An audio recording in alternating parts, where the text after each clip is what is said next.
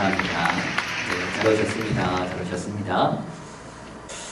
사실 오기는 또 다른 분이 먼저 오셨는데 있어야 될 자리에 없으면 그 시간이 없으면 소용이 없는 거예요. 그런가요? 네. 성경적으로? 그럼요. 부름 받을 때 없으면 아무리 기름 사러 간 걸로 간주하는 거죠. 네, 잘 오셨습니다. 오늘은 날씨가 너무 좋았어요. 오시는 걸음이 어렵진 않으신 것 같아요. 지난주에는 비가 많이 내렸잖아요. 꽃향도 잘 어울리시죠? 감사합니다. 있는 거 최대한 활용하는 게 앞에 보면 다 해놨거든요. 갔다 쓰기만 하면 돼요. 너무 예쁘네요. 네, 잘 오셨습니다. 오늘은 어떤 찬송을 불러보고 싶으십니까? 한번 찬송가를 꺼내셔서 한번 마음에 와닿는 찬송을 한번 소개해 주세요. 그 자매님 그 출석을 불렀어요. 30분 땡 하니까. 이따가 1차 지각 대상자 부를 때 한번 다시 불러드리겠습니다. 저 억울합니다. 네, 그렇죠. 기름 사러 간 걸로 간주했습니다. 기도하고 시작하겠습니다. 하나님 감사합니다. 시간을 기억하고 올 수 있도록 복 주신 주님께 감사드리며 이 한 시간이 하나님 안에서 귀한 시간이라고 좋은 시간이었다라고 고백할 수 있도록 하나님 함께하여 주옵소서. 우리 가운데의 성령의 교통하심이 있기를 원하오며 예수님의 이름으로 기도드립니다. 아멘. 잘 오셨습니다. 네, 오늘 수업 진도를 한번 쭉쭉쭉 한번 빼보도록 해보겠습니다. 그래서 지난주에 불러봤던 찬송이 몇 장이었을까요? 힌트는 5959입니다. 59장이었죠. 한번 59장을 한번 열어보실까요? 59장.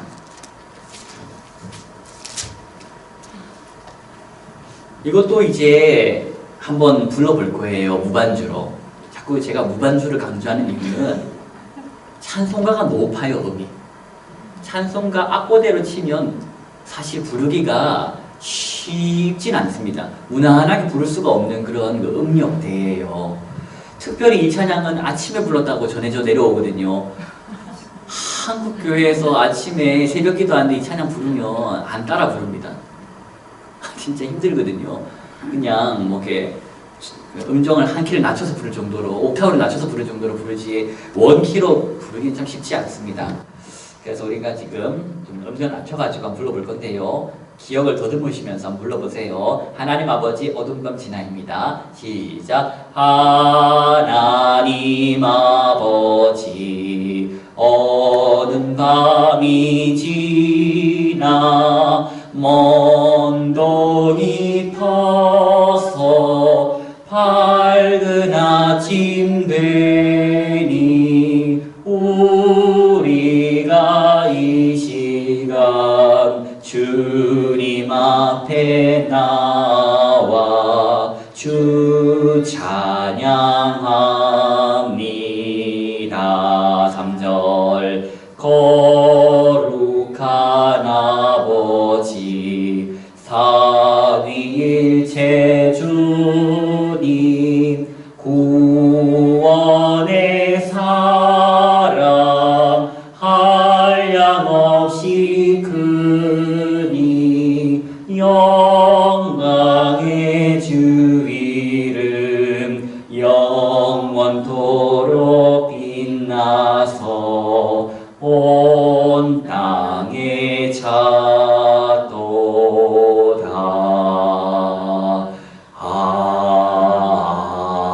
아멘. 지하 한 3층까지 내려가는 곡이었어요. 이걸 원키로 부르면 진짜 높아요. 높은 미까지만 나오잖아요. 새벽에 일어나가지고 이거 부르는 게 쉽지 않습니다. 인도하는 분도 마찬가지죠. 그래서 쉽지 않은 곡인데 이 곡을 누가 작사했다고요? 글을 쓰시니 그 유명하고 위대한 그레고리우스 교황입니다. 대단한 분이에요. 이분은 언제적 분이냐? 그냥 540년에서 604년 어간에 활동하신 분이니까 지금으로부터 약 1500년 전에 쓰여졌던 고백을 우리가 부르고 있습니다. 죽지 않고 살아서. 맞죠? 이 곡을 1500년 동안 몇 세대가 불러왔을까요? 한 세대가 30년이라고 잡았을 때 어머니의 어머니의 어머니의 어머니의 어머니의 어머니의 그 분들이 계속 불러와서 우리에게 전해져 왔다는 거죠. 조금 곡이 좋았더라, 곡조가 좋았더라면 아마 이제 막 우리 후배들도 막 불렀을 거예요. 근데 곡조가 조금 아쉬워요. 약간 곡조가 재미가 없어요. 조금 더 중세적이었거나 좀 단조를 써가지고 하면 불러졌을 텐데 조금 아쉽네요. 교회는 사람들이 잘 찾아오기 쉬운 곳에 있어요. 산 위에 있지 않다는 말이죠. 절 같은 경우도 아주 산 꼭대기나 이런 데 있지 않습니까? 일반 우리가 사는 사람들의 삶의 자리에는 없어요. 수도원은 마찬가지입니다. 삶의 자리에 없어요. 교회는 삶의 자리에 있어요. 맞죠? 교회를 가는데 뭐 3시간 산 타고 올라가지는 않지 않습니까? 특별한 경우가 아닌 이상. 그런데 수도하는 곳은 조용해야 되고 번잡하면 되지 않기 때문에 오직 수도에 전념하기 위해서 사람들이 잘 찾지 않는 곳에 위치하는 경우가 많습니다.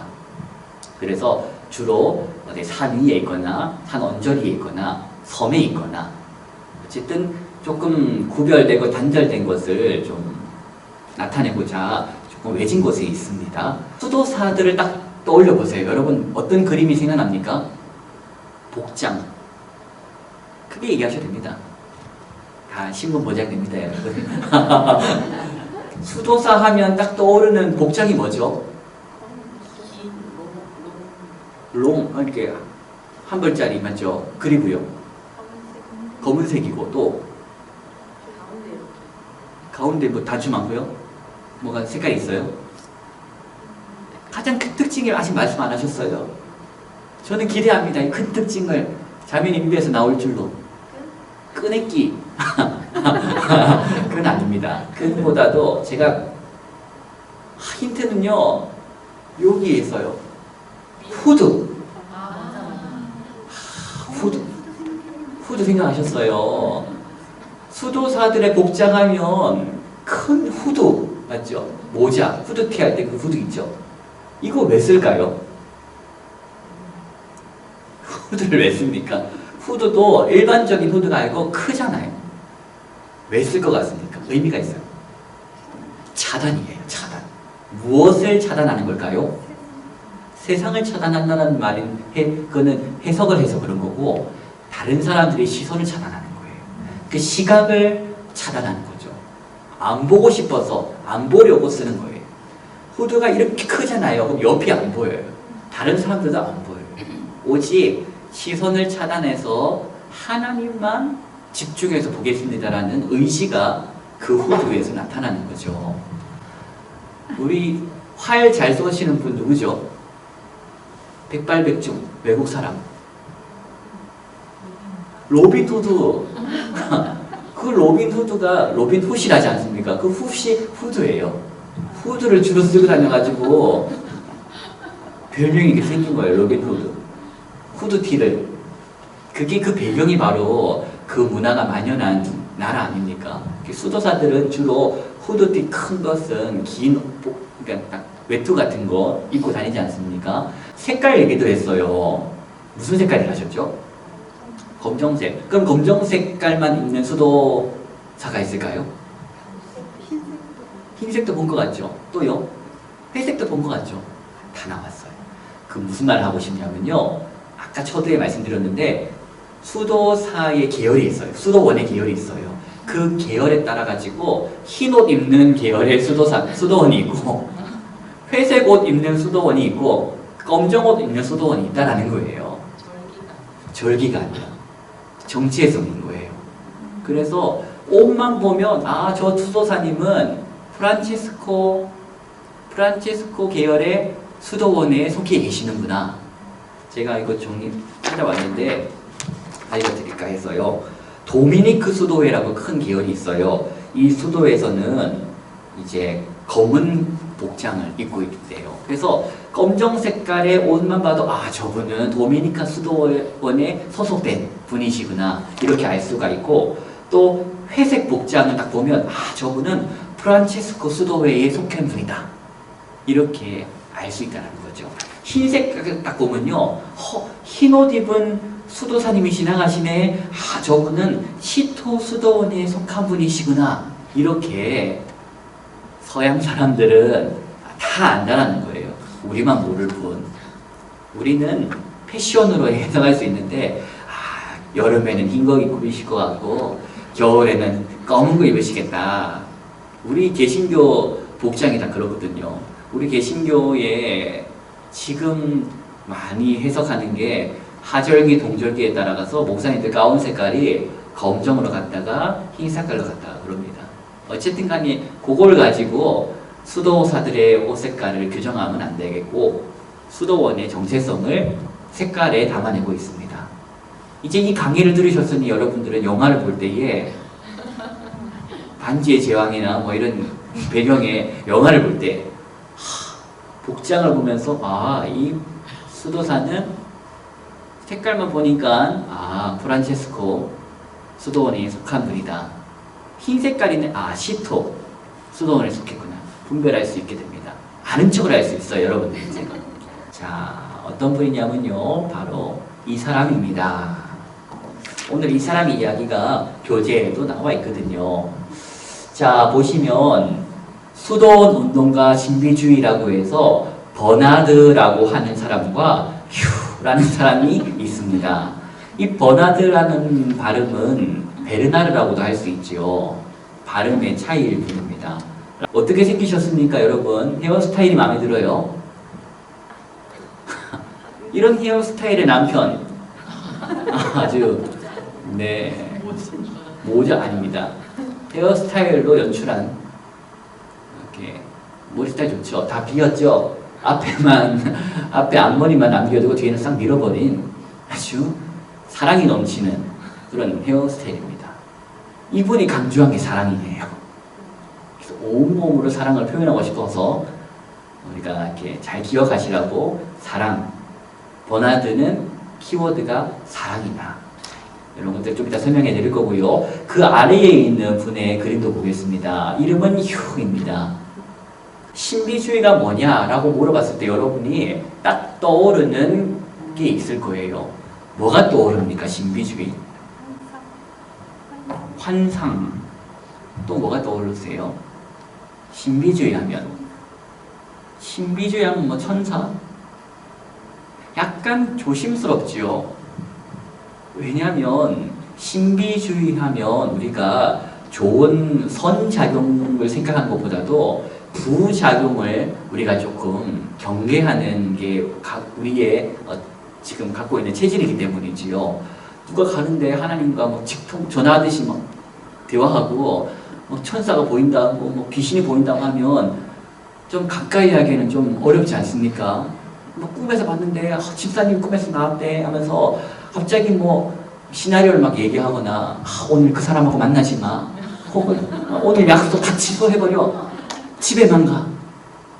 혹 이런 얘기 들어봐요. 이런 얘기를 주로 하는 사람하고 조금은 거리 두고 싶어 하죠.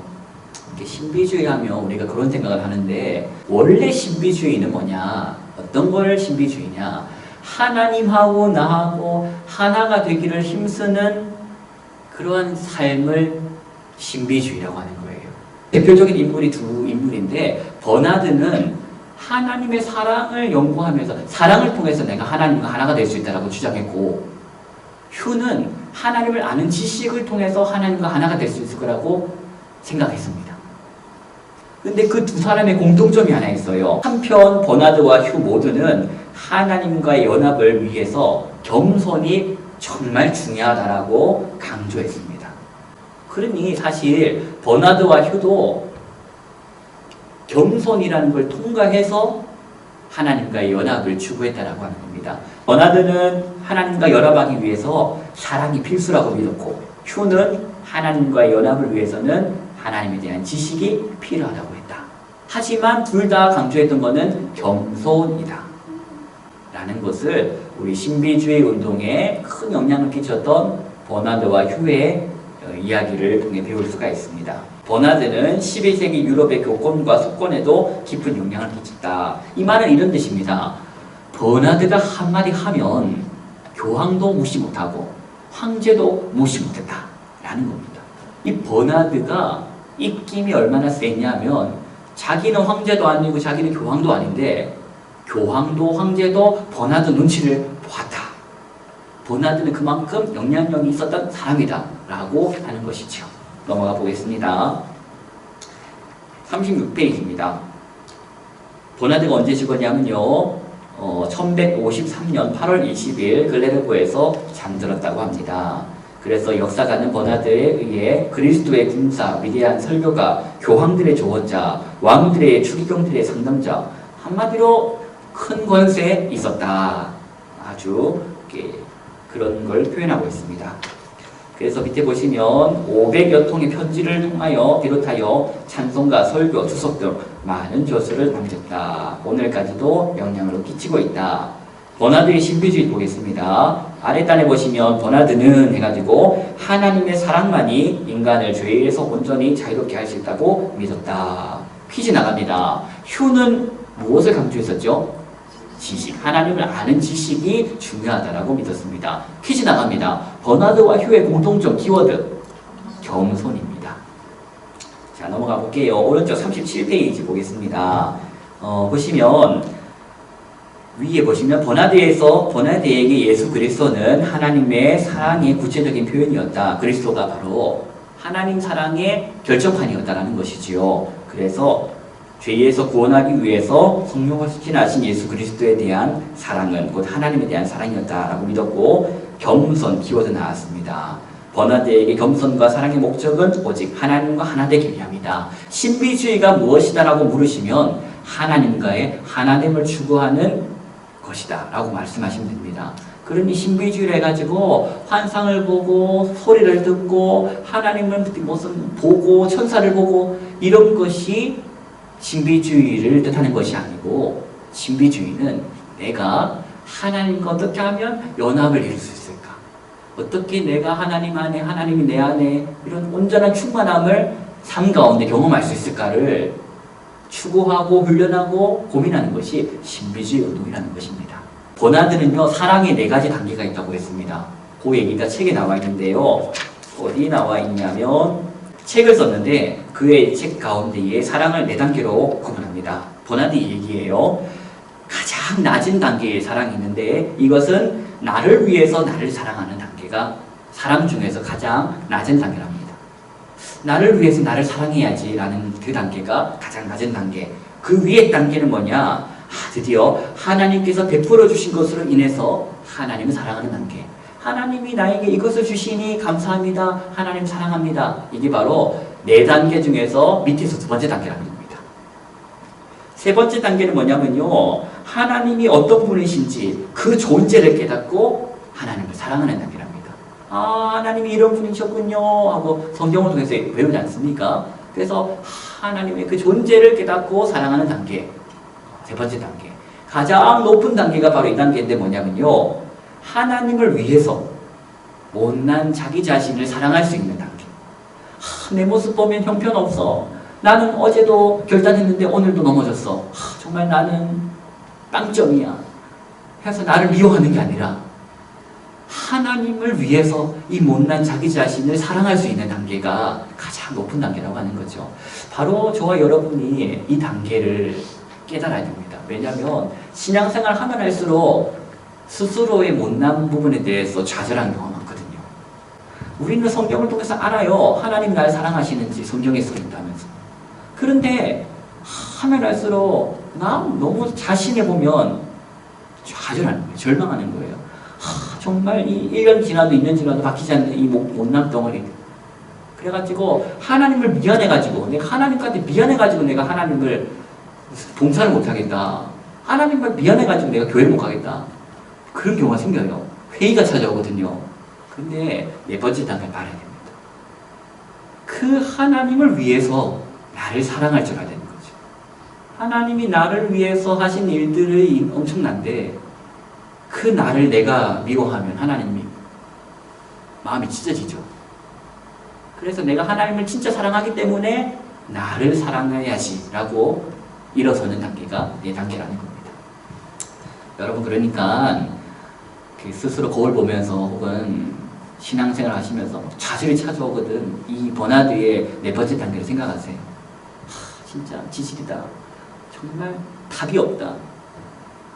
하지만 내가 하나님을 사랑하기 때문에 오늘 나를 사랑해야 되겠다 하고 다독이는 그런 걸 하셔야 되겠습니다.